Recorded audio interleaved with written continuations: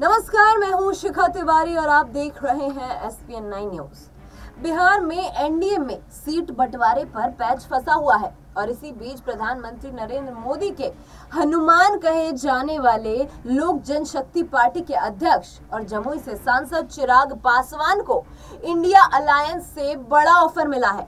सूत्रों के हवाले ये पता चला है कि चिराग को 6+2+2 सीट देने की पेशकश की गई है, यानी बिहार में 8 और पड़ोसी राज्य उत्तर प्रदेश में 2 सीटों के ऑफर इंडिया गठबंधन की तरफ से चिराग पासवान को मिले हैं।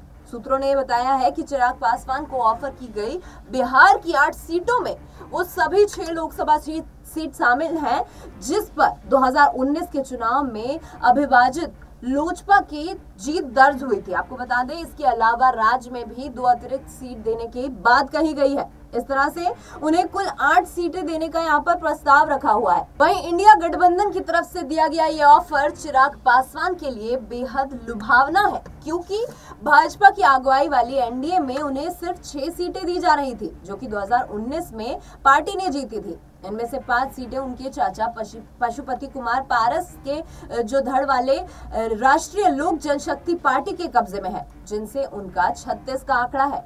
इसी तरह एनडीए की तरफ से चिराग को सिर्फ सीटिंग जमुई सीट से ही मिल रही थी, जबकि वो पिता रामविलास पासवान की पारंपरिक सीट हाजीपुर समेत 6 सीटों पर अपना दावा ठोक रहे थे। आपको बता दें, रामविलास पासवान के निधन के बाद 2021 में पार्टी विभाजित हो गई। उनके चाचा पशुपति कुमार पारस ने 5 सांसदों के साथ विद्रोह करते हुए पार्टी पर कब्जा कर लिया। इस विद्रोह से कुछ दिन बाद ही पारस को केंद्र सरकार में मंत्री बनाए जाने पर चिराग पासवान ने बिहार के मुख्यमंत्री और जेडीयू नेता नीतीश कुमार पर हमला बोला था। हालांकि उन्होंने भाजपा और प्रधानमंत्री नरेंद्र मोदी पर निशाना साधने से परहेज किया।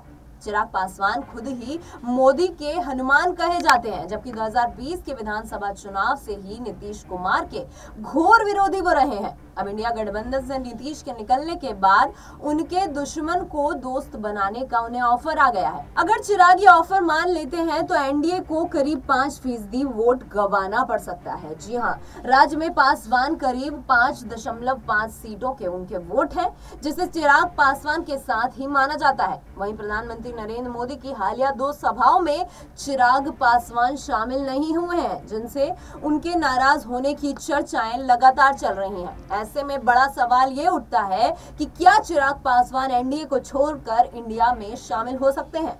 फिलहाल अभी इस रिपोर्ट में इतना ही। इस पर आपकी क्या कुछ राय है, कमेंट करके हमें जरूर बताएं और देखते रहिए SPN 9 न्यूज।